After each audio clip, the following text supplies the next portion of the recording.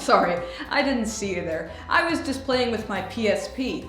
It's a handheld game platform. And that is just so cool, a handheld game platform. So cool. It's cool, man! Handheld game platform. But anyway, welcome to the final episode in Sol's Holiday Shit Show. And I'm gonna close off this year, as well as this month long of Christmas episodes, with a look at a good Christmas movie. Yes, I'm gonna make it a tradition to finish off the year with a look at a good movie, because it just makes the holidays that much sweeter. And you know, it makes sense that I'll be doing this movie, Tokyo Godfathers, because this particular movie has babies. Babies.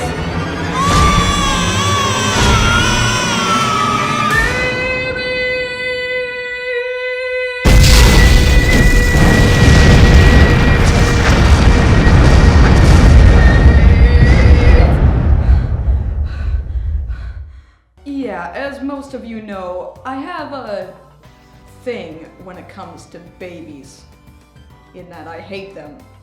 But I must press onward! The mere presence of babies isn't going to stop me from reviewing this movie. So let's take a look at Tokyo Godfathers.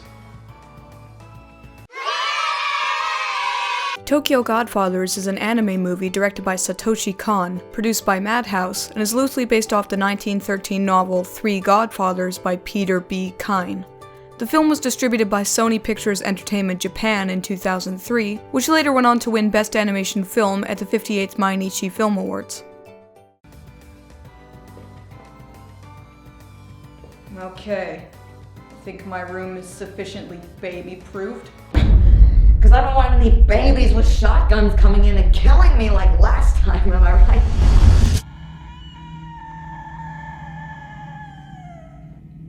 Sorry, everyone.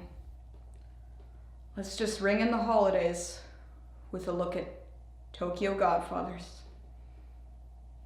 So this movie's plot is certainly bereft of traditional holiday themes. Hell, I don't even think there's a single Christmas tree, present, or fat red-clad cookie-dicted home invader anywhere to be seen here. But hey, that's fine with me. So what is this movie's plot then? And how does it connect to Christmas? Well, three homeless people, Gin, Hana, and Miyuki, are bumming around Tokyo on Christmas Eve night, when the three suddenly come across a baby girl abandoned in the trash. Feeling a connection to the infant, Hana insists that they find her parents and return her to them no matter what happens. So the three of them scour all of Tokyo, using the clues they find along the ways to reunite the baby with its family. So technically speaking, Christmas isn't really a core theme here, but that's fine. It's used more as a backdrop for telling a story that mixes humor and drama together in a bubbling pot of hobo broth that's rather well seasoned, if I do say so myself. You could say that this movie could fall under the mystery genre, since it does employ a mystery within its inner workings, but I feel as though this movie lacks a definitive genre, since it balances all the aspects of its story quite well, not feeling too heavy-handed in any one single aspect of it. Well, good. I like when stories can keep all their differing facets in check without breaking the tone or getting iffy with the pacing. Hopefully the characters are just as good, if not better. So instead of having a single protagonist, here we've got three of them! Goody gumdrops! Let's start off with Gin, an alcoholic who professes to have lost his daughter to an illness, with his wife following shortly after. Gin is gruff and none too personable, but he does seem to have a soft spot for those he shows affection to, even if he's not the best at maintaining relationships with people. Next is Hana, a transvestite who exudes a kind and motherly air. Hana wants to find the parents of the baby, whom she names Kyoko, to make sure that no child lives life without love, as she once did. Lastly is Miyuki, who's a teenage runaway from her own parents after she stabs her father in a domestic scuffle. Miyuki is rather stubborn and argumentative, not wanting to do anything for Gin and Hana, even though they take care of her and provide her with food. Gin and Miyuki I can kinda take or leave as characters. They're not bad by any means, I just feel they get rather outshined by Hana, who definitely has the strongest personality here. She's effeminate and outspoken, but she does come across as very sweet, even when people are insulting her sexuality or calling her ugly. It's nice to see how much she cares for her pseudo-family, and how hard she yearns to find happiness for all of them, especially Kyoko. It's funny how sometimes a man can make a better mother than real mothers. But yeah, I do quite like Hana. She brings a nice spark of life to an otherwise rather dreary environment. Oh, and don't ask me to talk about the baby's character. It's a fucking baby. What do you want me to say? It poops less than other babies? Fucking babies. Now then, in regards to the good things this movie dishes out, I have to say that I quite enjoy the animation style, which reminds me most starkly of Cowboy Bebop, only the character movements are rather more rubbery and exaggerated. The backgrounds evoke a cold, unforgiving cityscape that lets people be forgotten and discarded in its streets, that serves the story extremely well and are beautifully detailed, even down to the very last bag of garbage. And every so often, this movie does break through with a rather humorous moment that had me chuckling warmly at the idea of things like an ambulance plowing through a mini-mart. Countering that, the drama is also well handled too, as I said earlier. It manages to weave the rather saddening tale of its protagonists in with its comedy superbly, and never once feels jarring or inappropriate. It knows exactly when to lean toward the silly side or the dramatic side, and never lets the two bleed into each other. It's kinda like Three Men and a Baby meets Rent, but with less singing and more hobo abuse.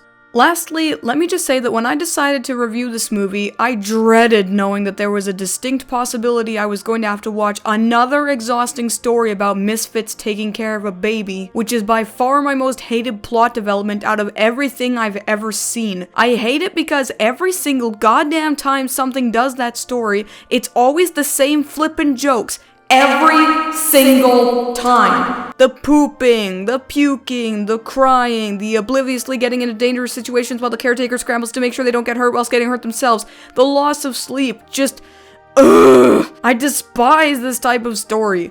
But it turns out I was waiting for a bombshell that never went off, because this movie actually doesn't resort to any of that. Well, except for the crying, which is fine because, yeah. Babies cry. And though I loathe babies down to my very blood cells, I have to say that this movie's baby doesn't cause the bile of abhorrence to rise in my gullet. Why does my mind keep wandering to puke during the Christmas month? It happened last year, too. Apparently I just associate Christmas with puke. Now let's cap off this whole thing with a look at the bad things, and in the spirit of the season, I only have a small-sized present of complaints to unwrap. For one, this is a story that builds itself upon a foundation of coincidences. Now, I do understand that coincidences can be fine in a storytelling sense if utilized properly, but in this case, the fact that coincidences drive the entire plot from start to finish irks me quite a bit. Every time you think the characters have hit a dead end, another plot convenience crashes down on them with a hearty splatch, which doesn't really make it feel as though the characters are driving the plot along themselves. Maybe a niggle for some, but all it had me saying through the whole time was, "What a coincidence!" Also, though the plot itself has a lot of twists and turns, with lies and half-truths abounding every which way, I could never have predicted that the climax would be a high-speed car chase. Given that this movie carries itself with more of a contemplative tone all throughout, the sillier bits notwithstanding, it does seem odd to me that it has this immense burst of energy at the end. Though it may not shatter the tone per se, it does feel strangely out of place. And on a final note, I know this is gonna sound weird, but I feel as though this movie doesn't exactly know where it stands with what it wants to do. The dramatic moments are good, but they're not quite dramatic enough. Same goes with the comedic moments too. It just feels as though this movie doesn't really know what it wants to be, so instead, it just stays perfectly centered. True, this keeps it from being too overbearing with its themes of love, family, loss, and forgiveness, but in saying that, it also means that moments that should be really funny or really heartrending don't exactly hit their mark as much as I feel they should. Ah well, nothing doing, I suppose. Tokyo Godfathers is an example of an unconventional story that, while it may not exactly have much to do with Christmas, does embody and exposit the virtues of the season in a gentle, carefully orchestrated way. While it does rely too heavily on coincidences, and often misses its mark on some of the more emotional moments, I still say it's a nice little present worth unwrapping this season. I give Tokyo Godfathers.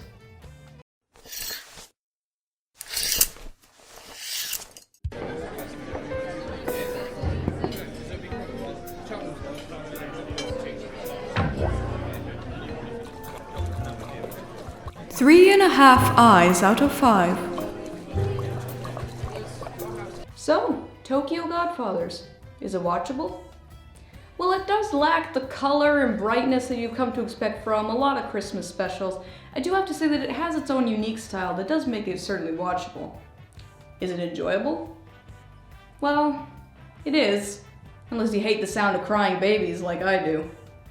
Is it memorable? Well, it's kind of hard to say. This isn't a movie that's oft quoted by anime fans or even anime fans in general, but I feel like it does have a spark of life and a heart that really makes it memorable to anyone who watches it.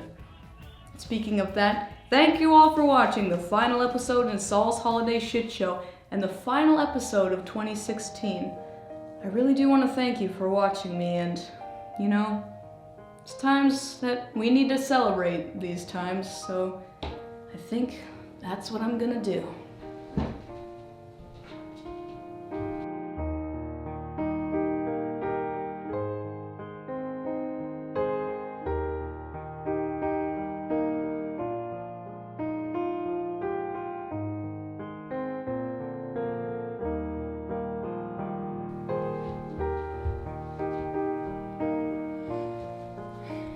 So if you're feeling down this Christmas, remember to try and find something to make you smile, no matter what it may be. For me, what makes me smile is my family, my cats, and of course, all you wonderful people out there.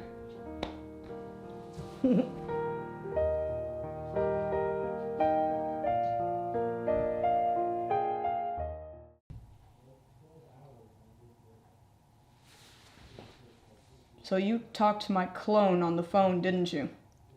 Yep. How was it? Awkward. Hey everybody, thank you so much for watching my review of Tokyo Godfathers and the final review of 2016. I know it was disappointing that I wasn't able to do all the episodes I'd planned for the holiday shit show, but you know, I was sick and no one's more disappointed than me. I did have a couple good movies I wanted to look at, but I guess that'll be for another time. But yes, thank you for such a good year. I mean, to be honest, YouTube itself has not been so good in 2016. Like the site itself, what with the copyright crap and everything.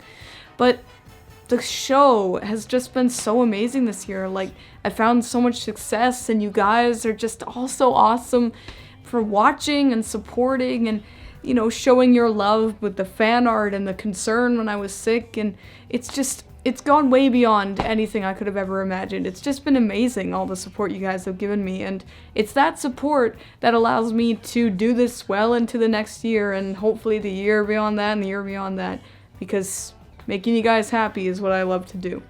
And so the new year is going to see some awesome new things. I'm going to be setting up a Patreon because you guys said so. You guys are alright with it, so I'm going to be setting that up and I'll be doing some cool perks with it, hopefully.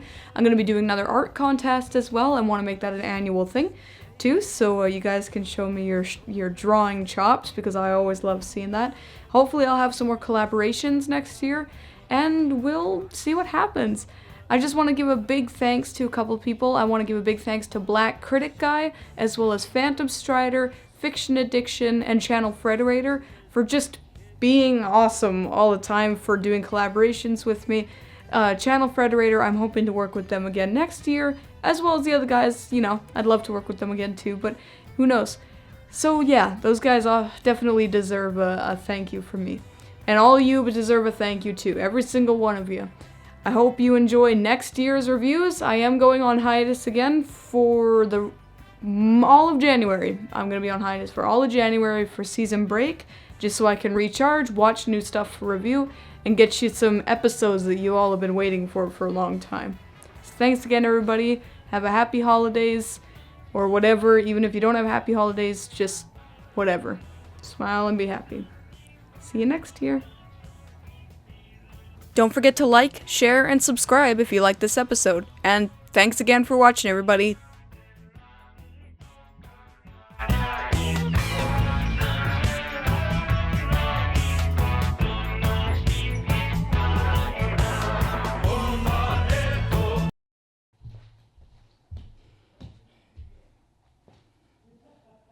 I don't remember what I was gonna say.